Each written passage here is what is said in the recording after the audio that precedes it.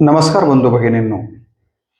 राष्ट्रसंत गाडगे महाराजांच्या जीवनचरित्रावरती मागील 2 व्हिडिओच्या माध्यमातून आपण काही विचार पाहिलेले आहेत. आज या शेवटच्या व्हिडिओमध्ये मला राष्ट्रसंत गाडगे महाराजांचा त्यांनी जो दिलेला 10 कलमी कार्यक्रम आहे, त्या कार्यक्रमाच्या संबंधानं विचार आपण या व्हिडिओच्या माध्यमातून करणार आहोत. आपल्याला माहिती आहे की राष्ट्रसंत गाडगे महाराजांनी 10 कलमी कार्यक्रम त्यांच्या आयुष्यात आपल्या सगळ्यांच्यासाठी दिलेला आहे. हा 10 कलमी कार्यक्रम जर खरोखरच आपण सगळ्यांनी पाळला तर मला असं वाटतं की या जगातला माणूस सुखी व्हायला नव्हे, प्राणी मात्रांसह सगळीकडं सुख पाहायला काही वेळ लागणार नाहीये. इतके महत्त्वाचं आहे हा 10 कलमी कार्यक्रम त्यांनी सांगितलेला आहे. मी आपल्याला सांगितलं की त्यांनी आपल्या आयुष्यामध्ये काय कमावलं असेल तर त्यांनी बाकी काहीच कमावलं नाही, तर त्यांनी अनेक माणसं कमावली. त्यांचे विचार हेच मला असं वाटतं की त्यांचं विचाराचं धन हेच त्यांच्यासाठी अत्यंत महत्त्वाचं आहे आणि आपल्यासाठी देखील ते धन महत्त्वाचं आहे. त्यांनी कुठला 10 कलमी कार्यक्रम सांगितला तर त्याच्यातलं पहिलं कलम त्यांनी हे सांगितलं की कर्ज काढून यात्रा करू नका. आजही आपण अशी माणसं बरीच पाहतो की अंथरूण पाहून पाय पसरत नाहीयेत. कुठल्या तरी नवसाच्या म्हणा, कुठल्या तरी निमित्तानं माणसं काय करतात तर कर्ज काढून यात्रेला जातात आणि मग ते कर्जाचा व्याज वाढत जातं आणि एक काळ असा येतो की असलेली शेती, असलेलं घर, जे काही असेल ते विकायची वेळ येते. तेवढ्याही जर ते फिटलं नाही तर मग अनेक वेळेला गळफास घेऊन त्या घरातला कर्ता माणूस किंवा अन्य काही व्यक्ती आत्महत्या करताना देखील आपण पाहिलेले आहे. हे महाराजांना माहिती होतं, गाडगे महाराजांना, की कर्ज काढून यात्रा करणं यामुळं इथला बहुजन नागवला जातो आहे आणि त्यामुळं त्यांनी पहिलाच सल्ला जर कोणता दिला असेल तर ते असं म्हणाले की कर्ज काढून यात्रा करू नका. यात्रा करायचीच असेल तर आपल्याकडे जर तशी परिस्थिती असेल तर ठीक आहे, भ्रमण करायला हरकत नाही आहे. परंतु आपली परिस्थिती जर नाजूक असेल तर कर्ज काढून यात्रा करणं बरोबर नाही. हे पहिलं कलम त्यांनी सांगितलेलं आपल्याला दिसून येतं. दुसरं काय सांगितलं त्यांनी? गायी व बैलाची काळजी घ्या. कारण आपल्याला माहिती आहे की भारत हा शेतीप्रधान देश आहे, कृषीप्रधान राष्ट्र आपलं भारत आहे आणि आताच्या पेक्षा आता जे काही बरेचसे यंत्र सामुग्री मोठ्या प्रमाणावर कृषी क्षेत्रामध्ये आलेली आहे. गाडगे महाराजांच्या कालावधीमध्ये शेती कसण्यासाठी म्हणा किंवा दूध दही या सगळ्याच्या बाबतीमध्ये शेतकऱ्यांना समृद्ध बनवण्याचं काम, समाजाला समृद्ध बनवण्याचं काम जर कोण करत असेल तर ते गायी आणि बैल करतात. आणि म्हणून या गायी आणि बैला हेच पशुधन अत्यंत महत्वाचं आहे, त्याची काळजी घेतली पाहिजे. तर तिची उपेक्षा करता कामा नये. म्हणजे एक गोष्ट लक्षात घ्या की हा राष्ट्रसंत केवळ माणसाच्या विवेकी समाजाच्याच निर्मितीचा विचार करतो असं नाही, तर भूता परस्परे जडो मैत्र जीवांचे जे पसायदानात माऊली म्हणतात त्या न्यायाप्रमाणे गाडगे महाराज इथल्या पशूंची देखील आपण काळजी घेतली पाहिजे. कारण त्यांच्यामुळंच आपलं जीवन समृद्ध बनतं. म्हणून त्या गाय आणि बैलांची देखील आपण काळजी घेतली पाहिजे. हा विचार त्यांनी दुसऱ्या कलमाच्या माध्यमातून दिलेला दिसून येतो. आणि अलीकडच्या कालावधीमध्ये म्हणावं तेवढं गाय आणि बैलांच्याकडं लक्ष दिलं जात नाही आहे. मला असं वाटतं की गाडगे महाराजांचा हा संदेश फार गांभीर्यानं आपल्याकडे घेतला गेलेला नाही आहे. अलीकडे तर ट्रॅक्टरनं, वेगवेगळ्या अवजारांनी शेती होते आहे. बैल फार कमी प्रमाणामध्ये आपल्याला पाहायला मिळत आहेत. गाईचं दूध हे निरोगी दूध असतं असं आपण म्हणतात. गाईच्या दुधामध्ये जे काही प्रोटीन्स म्हणा, जे काही जीवनसत्व आपल्याला मिळतात आरोग्यदायी, मग तिच्या गोमूत्रापासून असेल, तिच्या दुधापासून, ते म्हैशीतनं आपल्याला निश्चितपणे मिळत नाही आहे. म्हणजे याचा अर्थ म्हैशीची पाळू नका असं त्यांना म्हणायचं नाही आहे, पण गाय आणि बैलाची मात्र विशेषत्वानं आपण काळजी घेतली पाहिजे शेतकऱ्यांनी. या अर्थानं सगळ्या पशूंची काळजी घ्या असंही त्यांना अप्रत्यक्षपणे सांगायचं आहे की पशु ना देखील तुम्ही तितकंच महत्त्वाचं या ठिकाणी स्थान दिलं पाहिजे, असा दुसरा विचार त्यांनी दिलेला आपल्याला दिसून येतो. आणि यापूर्वी आपण दोन्ही व्हिडिओच्या मध्ये थोड्या थोड्या प्रमाणात का असेना परंतु त्यांचा हा तिसरा कलम त्याच्याबद्दलची चर्चा केली, ते म्हणजे मुलांना शिकवा. महात्मा फुले, राजर्षी शाहू महाराज, डॉक्टर बाबासाहेब आंबेडकर या सगळ्या महापुरुषांनी काय सांगितलं? शिक्षण हे सगळ्यात महत्वाचं मानलेलं आहे. अलीकडच्या काळामध्ये आपला उद्धार जर कोण करणार असेल तर तो उद्धार केवळ शिक्षण करणार आहे. माझ्या संस्थेचे संस्थापक अध्यक्ष परवा 2-3 महिन्याखाली ते कालवश झाले, कैलासवासी आमदार कर्मवीर किशनरावजी राठोड साहेब. काही शिकलेले नव्हते, 4थी पास असतील. आमच्यासारखे 500 कर्मचारी त्यांच्या संस्थेत काम करतात. 10वी शाखा आमच्या विमुक्त जाती सेवा समिती वसंतनगरच्या आहेत. तर ते प्रत्येक भाषणामध्ये गाडगे महाराजांच्याच पोट तिडकीनं सांगायचे. ते म्हणायचे, शिक्षण हाच देव, दुसरा देव मला माहीत नाही आहे आणि तो मला भेटलाही नाही आहे, पण मला भेटला एक देव, तो म्हणजे शिक्षण. आणि म्हणून मुलांनो, पालकांनो, माझ्या गुरुजनांनो, तुम्हाला माझं एवढंच सांगणं आहे की शिक्षण हाच देव आहे. गाडगे महाराजांचा हा विचार ते बोलताना म्हणायचे की गाडगे महाराज, फुले शाहू आंबेडकर आणि गाडगे महाराजांच्या विचारांच्या मुळंच मला असं वाटतं की ही प्रेरणा मला मिळालेली आहे. आणि म्हणून ते गाडगे महाराज सतत बोलताना काय म्हणायचे, तर मुलांना शिकवा. यापूर्वीच मी आपल्याला सांगितलं की तुमची परिस्थिती चांगली नसेल ना तर घरातले भांडे विका. परिस्थिती चांगली नसेल तर नवं लुगडं घालू नको माझे माय अंगावर, फाटकं लुगडं घाल माझे बाबा हो, फाटकं धोतर घाला, फाटके कपडे वापरा, पण लेकरांना शिकवा. लेकरांना शिक्षणापासनं बाजूला जाऊ देऊ नका, कारण तुमचा उद्धार जर कशानं होणार असेल तर ते शिक्षणामुळे होणार आहे. आणि मग मुलगा असो मुलगी असो, त्यांना तुम्ही शिकवलंच पाहिजे. शिक्षणाशिवाय माणूस म्हणजे निव्वळ धोंडा, याचा उल्लेख यापूर्वी आपल्यासमोर मी केलेलाच आहे. आणि शिक्षणाच्या चळवळीला कर्मवीरांच्या सहकार्यानं त्यांनी किती मोठं बळ दिलं याचाही विचार आपण पाहिला. म्हणून स्वतः शिक्षणाच्या बद्दलची तळमळ त्यांच्या अंतःकरणात, ते स्वतः जरी नाही शिकलेले नसले तरी किती मोठी होती हे त्यांनी सांगितलेल्या तिसऱ्या विचारांवर आपल्या लक्षात आल्याशिवाय राहत नाही. 4थी गोष्ट त्यांनी सांगितली ती असं म्हणाले की देवाला नवस करू नका. कारण काय होतं की नवस केला की मग तो नवस फेडण्यासाठी आपल्याकडे पैसे नसले तरी मग काय करतो आपण, कोणाकडनं तरी व्याजानं पैसे घेतो. बरं, नवसही आपण अशा पद्धतीचे करतो की त्या नवसामध्ये स्वार्थ स्वतःचा साधण्यासाठी पशुहत्या त्या काळात केली जात होती. नवसामध्ये बकरं कापतो म्हणायचं, माझ्या लेकराची ताप काय जे आजार असेल ती कमी होऊ दे, कोंबडं कापतो म्हणायचं. आणि एका अर्थानं आर्थिक परिस्थिती खालावते, पशुबळी घेतला जातो. आणि नवस फेडण्यासाठी तुमचं जे मुख्य काम आहे त्या कामापासून ते नवस फेडण्यासाठीचा जो वेगळा वेळ तुम्हाला द्यावा लागतो, म्हणजे तुमचा वेळ जातो, तुमचं धन जातं आणि एकाचा जीवही जातो. या सगळ्या गोष्टींचा विचार करून बाबा सांगायचे की नवस करू नका. संतांनी ते सांगितलं हो. स्वतः तुकाराम महाराज म्हणतात, नवसे सायासे पुत्र होती तरी का करणे लागे पती, हेंदरी सेंदरी दैवती कोण पूजी भूते खेते आपल्या पोटासी रडती. कशाचे म्हणले ते हेंदरी सेंदरी देवता आहेत, आपण त्यांना उगाच हे कापतो ते कापतो नवस करतो, ते आपल्याच पोटाला रडतात म्हणले, त्यांना कुठं देव म्हणतात का? संतांनी हा विचार सांगितला. तोच विचार गाडगे महाराजही संत म्हणून पुढे मांडताना म्हणतात की माझे मायबाप हो, नवस करू नका. नवस केल्यानं काहीच होत नाही. नवसामुळं तुम्हाला काही प्राप्त होत असं वाटत असेल तर तो तुमचा गोड गैरसमज आहे. त्यामुळे नवसापासून दूर राहा, नवस करू नका. अशा प्रकारचा विचार देखील त्यांनी मांडलेला दिसतो. देवाला नवस करू नका हा 4था विचार त्यांनी आपल्याला दिलेला दिसून येतो.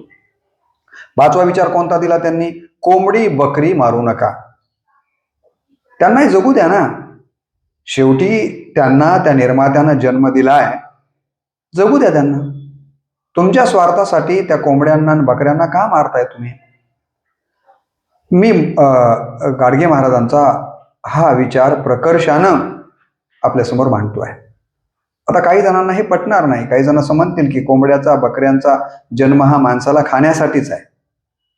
नाही खाल्ले तर मग काय त्यांचा जन्माचा उपयोग होणार आहे. आता ज्याचे त्याचे विचार असू शकतील, परंतु मी राष्ट्रसंत गाडगे महाराजांचे विचार आपल्या समोर ठेवतोय. ते असं म्हणत की कोंबडे आणि बकऱ्यांना मारू नका, त्यांना देखील जीव आहे. आपल्याकडं तर बुद्धांच्या अहिंसेमध्ये, महावीरांच्या अहिंसेमध्ये शब्द देखील जपून वापरावेत. शब्दांची सुद्धा हिंसा मान्य नाही आहे. आता ते जीवाची हिंसा तर फार पुढची गोष्ट आहे. माऊलीने ज्ञानेश्वरीमध्ये सांगितलं, साचा आणि मवाळ मितुले आणि रसाळ, शब्द जैसे कल्लोळ अमृताचे. बोलताना सुद्धा आपण कसं बोललं पाहिजे? अमृताचं बोललं पाहिजे. तुम्ही जर ज्ञानेश्वरीचा अभ्यास केला असेल तर ज्ञानेश्वरीमध्ये कुत्र्याला कुत्र म्हटलेलं नाहीये. कुत्र म्हटलं तर त्याचं मन दुखावेल म्हणून माऊली त्याला ग्रामसिंह म्हणतात. लक्षात घ्या, ग्रामसिंह हा शब्द वापरलेला आहे, कुत्र हा शब्द वापरलेला नाहीये. का? तर त्याला देखील मन आहे, त्याच्या मनाला दुखापत होईल ना. म्हणून बोलताना कसं बोलावं? साच बोलावं, मवाळ बोलावं. बऱ्याच वेळा आपल्याकडे असं होतं की एकदा मी नेहमी विनोदानं सांगतो की एका मुलाला विचारलं, हे कोण आहे रे? तर त्यांना त्याचे वडील होते, त्यांना म्हणायला पाहिजे, हे पितृदेवो भव, हे माझे पिताजी आहेत, हे माझे डॅडी आहेत, हे माझे पप्पा आहेत, हे माझे जे काय त्याला म्हणायचं, अण्णा काय म्हणायचे ते आदरानं म्हणायला पाहिजे ना. हे कोण आहेत? पोरग काय म्हणते? माझ्या माईचा नवरा आहे. ते बोलण्या अहो आहे हो, माईचाच नवरा आहे, पण असं म्हणायचं का? आईबद्दल हात करून विचारलं, हे कोण आहे? त्यांना काय म्हणायला पाहिजे? मातृदेवो भव, माझी आई आहे, माझी मम्मी आहे, जे काही असेल ते आदरानं बोलायला पाहिजे ना. तो असं म्हणतो, हे कोण आहे म्हणलं तर माझ्या बापाची बायको आहे. म्हणजे आपल्याकडे एक सिनेमा आला होता, शुभ बोल नाऱ्या. कुठेही गेला की तो नाऱ्या अशुभच बोलायचा. आणि तुम्हाला माहिती आहे की शब्द हे शस्त्रासारखे आहे. शब्द संभलकर बोलिये, शब्द को हात ना पाव, एक शब्द दुवा करे, दुजा करे घाव.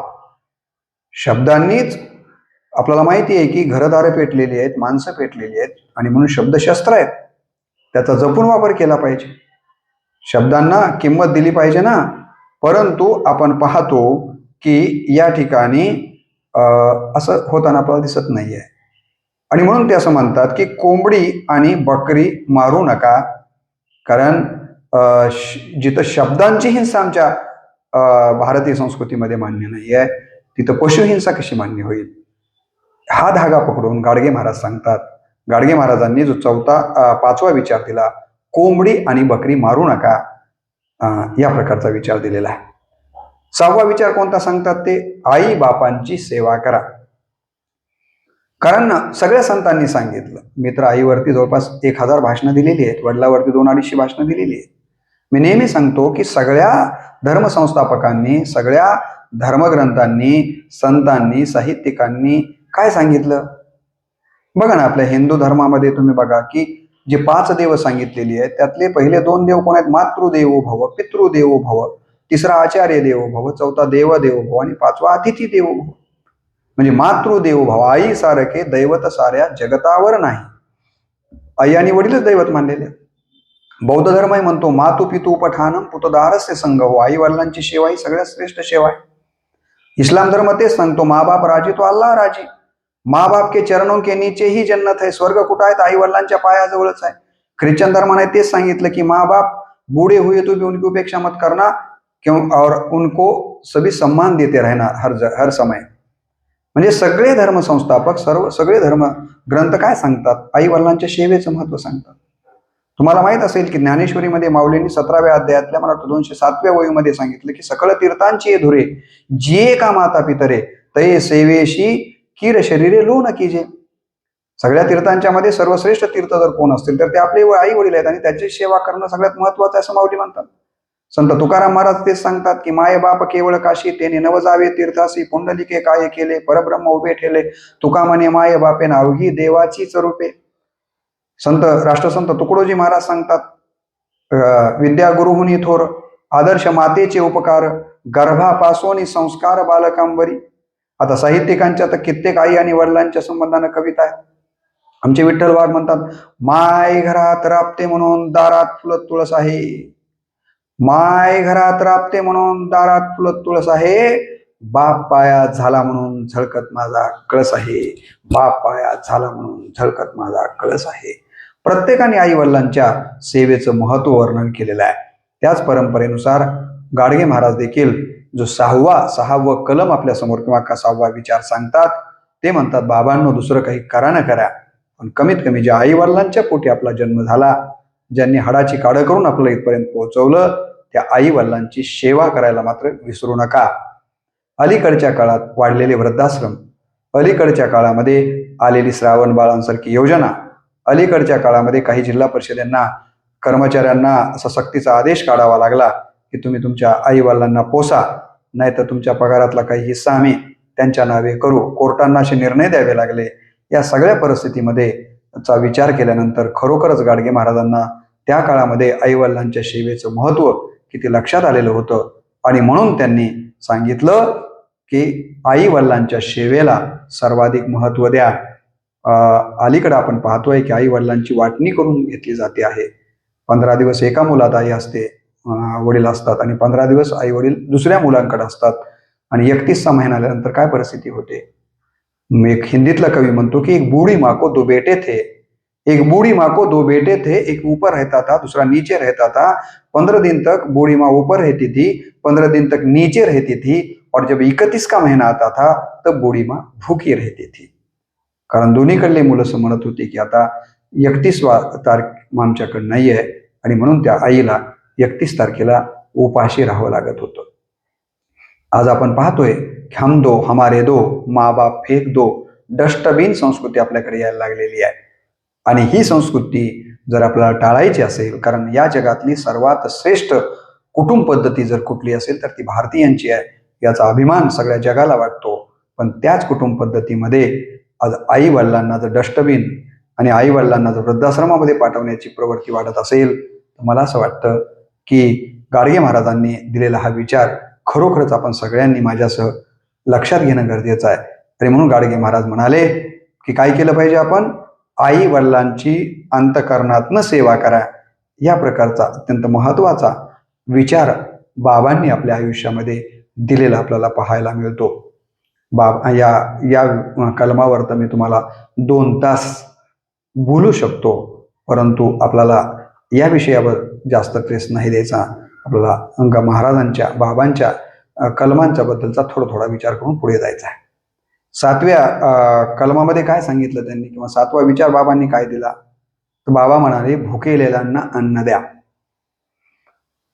कारण ज्यांचं पोट भरलेलं आहे, खरं तर दुर्दैवाची गोष्ट अशी आहे की अलीकडं माणसं तोंड बघून, खेड्यामध्ये एक शब्द असतं की तोंड बघून वाढतात.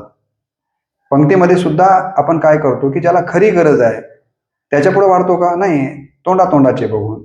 श्रीमंत माणसाकडं भूकच नाहीये आणि त्याला किती अन्न वाढलं जातं, आणि ज्याला अन्नाची गरज आहे, ज्याच्याकडे खूप भूक आहे, त्याला कोणी अन्नच देत नाहीये. कितीतरी अन्न रस्त्यावरती शहरांच्या मध्ये कुत्र्यांच्या तोंडात किंवा बाहेर फेकून दिलं जातं, परंतु गरीब माणसं उपाशी झोपताना आपण या देशामध्ये पाहतो. म्हणून असं म्हणतात की भुकेलेल्यांना काहीच मिळत नाही. एकीकडे श्रीमंत माणसांना खाल्लेलं पचवण्यासाठी गोळी खावी लागते, आणि दुसरीकडे कुपोषणानं या देशामध्ये आदिवासी भागात कितीतरी मुलं मरताना दिसतात. ही जी विसंगती आहे, ही विसंगती टाळण्यासाठी ईश्वर कोण आहे, तर हा भुकेलेला माणूस म्हणजेच ईश्वर आहे. त्या भुकेलेल्या माणसाला ईश्वर समजा, आणि त्याची भूक घालवण्यासाठीची आपल्याला काही मदत करता येईल का, त्यासाठी अन्नदान करा. आणि बघा, अन्नदानही करा आणि विद्यादानही करा. दोन्ही गोष्टी ज्या महत्वाच्या आहेत त्या बाबांनी सांगितलेल्या आहेत. बाबा म्हणतात, अन्नदानम महादानम विद्यादानम परम तथा अन्नेन क्षणिक तृप्ती याव जीविका तु विद्या.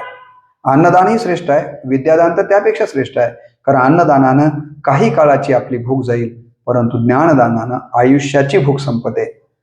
म्हणून दोन्ही गोष्टीला या विचारांच्या मध्ये महत्व. मुलांना शिकवा म्हणजे ज्ञानदान, आणि भुकेलेल्यांना अन्नदान, दोन्ही गोष्टी इथं घेतलेल्या आपल्याला दिसून येतात. आणि म्हणून ते सांगतात की देवांची सेवा जर करायची असेल, तुम्हाला धर्माचं पालनच करायचं असं तुम्हाला वाटत असेल, तर बाकी काही करू नका. जे भुकेलेले आहेत ना, त्यांना अन्न द्या. त्यांना भुकेनं व्याकुळ होऊन झोपू देऊ नका, तर त्यांना अन्न देण्याचं काम करा. त्यानंतर त्यांनी जो 8वा विचार सांगितला तो हा की हुंडा घेऊन देऊन लग्न करू नका. कारण आपण पाहतोय की समाज व्यवस्थेमध्ये हुंड्याची खूप मोठी प्रथा वाढलेली दिसून येते. मी या ठिकाणी वाचलं होतं की 2 भिकारी मंदिरात एका जागेवर बसलेले असायचे. दररोज बसलेले असे 5-10 वर्षापासून. परंतु एक भिकारी मात्र जिथं खूप मोठं उत्पन्न होतं त्या ठिकाणी 10 वर्षाच्या नंतर तो दिसला नाही आणि तिथं एक नवीनच 30ला मुलगा भीक मागायला बसलेला दिसला. आता त्याच्या शेजारी जो दुसरा भिकारी होता, ज्याला फार कमी उत्पन्न मिळत होतं आणि अ, इकडल्याला खूप जास्त उत्पन्न मिळत होतं. त्या भिकाऱ्याला त्याने विचारलं, "अरे," म्हणाले, "मी 4 दिवस झालं बघतोय की 10 वर्षापासून जिथं मिळकत होती त्या ठिकाणची भिकेची जागेवर तू आता दिसत नाहीस आहे. तिथं कोणतरी तरुण मुलगा दिसतोय. तू ती जागा का सोडलीस?" त्यावेळेला त्या भिकाऱ्यानं दिलेलं उत्तर अत्यंत महत्वाचं आहे. तो म्हणाला, "तो जो बसलेला भिकारी आहे ना, तो माझा जावई आहे आणि त्याला हुंड्यामध्ये माझी ती कमाईची भिकेची जागा मी त्याला दिलेली आहे आणि आता तो 4 दिवसापासून तिथं भीक मागतोय." म्हणजे भिकाऱ्याला सुद्धा लेकराचं लग्न करत असताना भिकेपोटी आपल्या उदरनिर्वाहाची जागा द्यावी लागते. इतकी दुर्दैवी स्थिती जर या देशामध्ये हुंड्यामुळे येत असेल, मी नेहमी सांगत असतो 75 वर्षे झाले तरी डोक्यावरती हंडाच आहे. देशाला स्वातंत्र्य मिळून 75 वर्ष झाले तरी डोक्यामध्ये हुंडाच आहे. आणखीनही या देशातल्या लोकांच्या डोक्यावरचा पाण्याची समस्या हंडा गेलेला नाहीये आणि डोक्यातला हुंडा गेलेला नाहीये आणि हा हुंडा द्यायचा कसा हा फार मोठा प्रश्न मुलीच्या बापाच्या समोर उभा राहतो. अनेकांना मुलीला हुंडा देत असताना कर्ज काढावे लागतात, नको नको त्या उचापती कराव्या लागतात आणि मग त्यातनं तो बाहेर नाही आला तर हे जीवनही संपवण्याच्या अनेक घटना आपण वाचत असतो. म्हणून कन्यादान करा परंतु हुंडा देऊ बी नका आणि आपल्या लेकराच्या मुलाच्या लग्नामध्ये तुम्ही हुंडा घेऊही नका. ही हुंड्याची जी प्रथा आहे ती बंद झाली पाहिजे. ही जर बंद झाली तर समाजातला खूप मोठा प्रश्न सुटू शकतो याची जाणीव बाबांना होती आणि म्हणून बाबांनी आवाहन केलं की माझं आपल्याला म्हणणं आहे की आपण हुंडा घेऊही नये आणि हुंडा देऊही नये. अशा प्रकारचा 8वं कलम बाबांनी सांगितलेलं आपल्याला दिसून येतं. बाबांनी 9वा विचार काय दिला किंवा 9वं कलम कोणतं आहे बाबांचं? शिवाशिव पाळू नका. हा खालच्या जातीतला, हा वरच्या जातीतला. मग वरच्या जातीतल्यानं म्हणायचं की मी खालच्या जातीतल्यांना शिवून घेत नाहीये, त्यानं मला शिवला म्हणजे मी अस्पृश्य झालो, मी बाटलो. हा विचार करू नका, कारण प्रत्येकाचं रक्त हे लालच आहे. कोणत्याही धर्मातला असला तर त्याचं रक्त कसं आहे? सारखंच आहे. त्याचे इंद्रिय सगळीकडे सारखेच आहेत. त्याच्यामुळं त्या निर्मात्यानं प्रत्येकाला जन्माला घालत असताना इंद्रिय 5 कर्मेंद्रिय 5 ज्ञानेंद्रिय दिलेले आहेत. त्याला सगळ्यांना लालच रक्त देऊन पाठवलेलं आहे. त्यामुळं त्या वरच्याच्या पाशी काही कुठलाच भेदभाव नाही आहे. आपण जाती व्यवस्था, वर्ण व्यवस्था ही आपल्या स्वार्थासाठी केलेले हे सगळे गोष्टी आहेत. त्यामुळं ही सगळी मानवजात हाच दृष्टिकोन डोळ्यासमोर ठेवून खरं तर स्त्री आणि पुरुष हा देखील भेदभाव, लिंगभेद सुद्धा करू नका. तर प्रत्येकाला समान दर्जा मिळाला पाहिजे, जे की पुढे संविधानामध्ये डॉक्टर बाबासाहेब आंबेडकरांनी समतेच्या माध्यमातून आणलेला जो विचार आहे त्या विचाराचा प्रारंभ गाडगे महाराजांच्या विचारामध्ये आपल्याला दिसतो. गाडगे महाराज म्हणतात शिवाशिव पाळू नका, कारण एका माणसाला सन्मान द्यायचा आणि दुसऱ्या माणसाला पायापाशी बसवायचं हे काही योग्य नाही आहे. अशानं चांगला समाज किंवा समसमान समाजाचा विकास होऊ शकणार नाही आहे. प्रत्येक समाजाला हा देश माझा आहे, हा समाज माझा आहे, हा भाग माझा आहे असं वाटणार नाही. कुठेतरी मनामध्ये ही भावना येईल की अरे आम्हाला इथं हीनत्व आहे, यांना मात्र उच्चत्व आहे, असं का?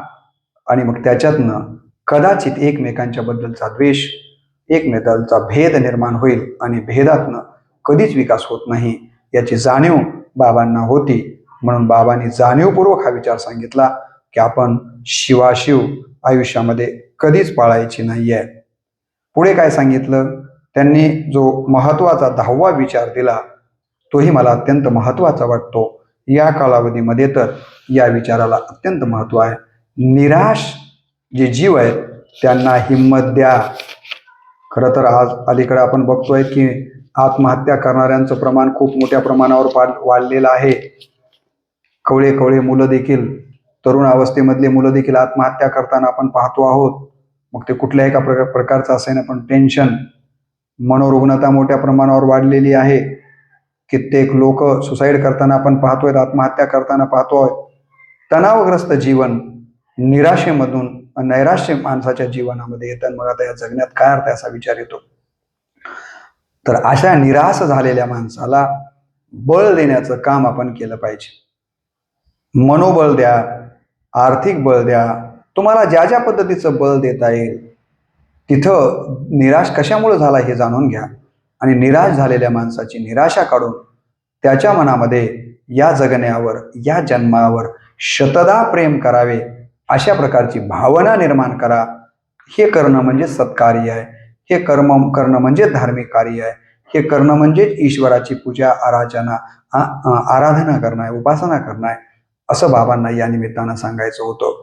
आणि म्हणून बाबांचे हे जे 10 कलम आहेत, मला असं वाटतं जर आपण सगळ्यांनी मनातनं पाळली तर निश्चितपणे एक चांगला समाज निर्माण व्हायला वेळ लागणार नाही आहे.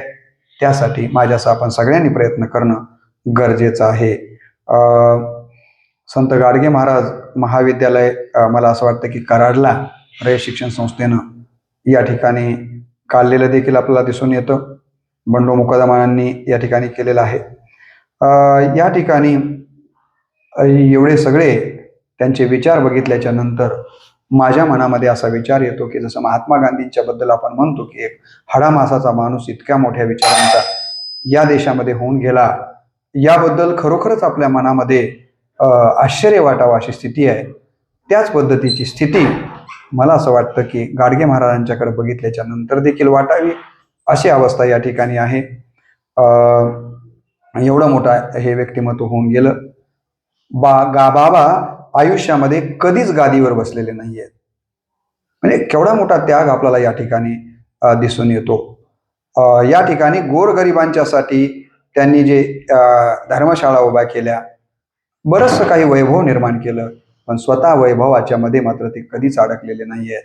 त्यांच्या बोलण्यामध्ये व्याकरण शुद्धता नव्हती, शुद्ध भाषा त्यांनी वापरली नसेल, परंतु अंतःकरण शुद्धता मात्र त्यांच्याकडे होती. मला असं वाटतं की व्याकरणाच्या शुद्धतेपेक्षा अंतःकरण शुद्धतेची जी भाषा असते ती अत्यंत महत्त्वाची असते आणि त्या भाषेला आपण आपल्या आयुष्यामध्ये महत्त्व दिलं पाहिजे. या ठिकाणी खरं तर त्या कालावधीमध्ये परदेशातल्या संस्थांना एक हाडामासाचा गाडगे महाराज नावाचा माणूस एवढं मोठं सामाजिक कार्य करतो हे कळालं असतं तर कदाचित करोडो रुपये बाबांना मिळाले असते, जे की बाबा आमटेंना नंतर आपल्याला माहिती आहे की त्यांच्या कामासाठी प्रोत्साहन मिळालं. पण बाबांच्या बाबतीमध्ये तसं काही झालेलं नाही आहे. बाबांनी स्वतःच देणग्यांच्या या सगळ्या पद्धतीनं केलेलं आपल्याला दिसून येतं. महाराष्ट्राच्या नजरेमध्ये खरं तर बाबा जेवढ्या पद्धतीनं भरायला पाहिजे होते तेवढ्या पद्धतीनं बाबा नजरेमध्ये भरलेले नाही आहे. बाबासाहेब आंबेडकरांना जे बाबा कळाले ते बाबा इतरांना खरं तर कळणं गरजेचे होते, परंतु ते कळाले नाहीत. हे खरं तर महाराष्ट्राचं दुर्दैव आहे असं मला या ठिकाणी वाटतं. साधं चालतं बोलतं संस्कारपीठ म्हणजे बाबा होते. बाबा नेहमी म्हणायचे की माणसानं जीवन कसं जगलं पाहिजे तर गोधड्यासारखं जगलं पाहिजे. गोधडं कसं आहे, अंतरलं की नरम, पांघरलं की गरम, घडी करून ठेवली तर तुम्हाला माहिती आहे, आणि चोरी करून कुणी घेऊन गेलं तर काय गेलं करम. म्हणजे गोधड्यासारखं माणसानं जीवन जगलं पाहिजे आणि गोधडे महाराज म्हणून देखील आपल्याला त्यांचा उल्लेख करता येतो. अशा प्रकारचं जीवन त्यांनी जगलेले आहेत. माणुसकी जिवंत राहावी यासाठी त्यांनी केलेलं काम अत्यंत महत्त्वाचं राहिलेलं आहे. माणसं विद्वत्तेमुळेच मोठी होतात असं जे आपल्याकडे म्हटलं जातं ते पूर्ण सत्य नाही आहे. माणसं जर मोठी होतात ते कार्यामुळे मोठी होतात. याचं ज्वलंत उदाहरण म्हणजे राष्ट्रसंत गाडगे महाराज आहेत असं मला म्हणता येईल. बाबांनी बांधलेल्या धर्मशाळा एकदाच पाहायचं जर आपण ठरवलं तर पाहू शकणार नाहीये. इतकं मोठं काम बाबांनी आपल्या आयुष्यामध्ये केलेलं आपल्याला दिसून येतं. बाबांच्या कीर्तनाबद्दल प्रख्यात्रे नेहमी म्हणत असायचे की सिंह पहावा वनात हत्ती पाहावा रानात आणि बाबा पहावे कीर्तनात. एवढ्या मोठ्या अत्रेंसारख्या माणसांनी बाबांसाठी दिलेलं हे सर्टिफिकेट देखील किती महत्वाचं आहे आपल्या लक्षात घेतलं पाहिजे. म्हणून बाबा म्हणायचे, देव माणसात आहे, देव माणसांचा आहे. आपल्या देशात माणसांसाठीच तुम्ही काम करा. खरं तर या ठिकाणी हा विचार देणारा एवढा मोठा राष्ट्रसंत, परंतु जितका कळायला आपल्याला हवा होता तितका कळाला नाही. जरी तेव्हा कळाले नसले तरी नंतर मात्र शासनाला ते कळालेले आहेत. अमरावती विद्यापीठाला देखील त्यांच्याच नावानं, राष्ट्रसंत गाडगे महाराजांच्या नावानं त्या विद्यापीठाचं नामकरण झालं. अलीकडं बाबांच्या कार्यकर्तृत्वाचा गोडवा आपण सगळेच गातो आहोत. हरकत नाही, वेळ जरी लागला असला तरी बाबांचं काम हे आपल्या सगळ्यांना प्रेरणा देणारं ठरणार आहे. आपण सगळ्यांनी ही प्रेरणा आपल्या आयुष्यामध्ये घ्यावी, अशा प्रकारची या प्रसंगी अपेक्षा व्यक्त करतो. आणि हे व्हिडिओ आपण तर ऐकावेतच, परंतु आपल्या मित्रांना पाठवून बाबांच्या कार्याचा प्रचार आणि प्रसार करण्यासाठी आपण सगळ्यांनी सहकार्य करावे एवढीच अपेक्षा व्यक्त करतो. बाबांच्या विचारांना आणि त्यांच्या प्रतिमेला पुनश्च एकदा त्यांच्या पुण्यस्मरण दिनाच्या निमित्तानं अभिवादन करून मी माझ्या वाणीला पूर्ण विराम देतो. नमस्कार.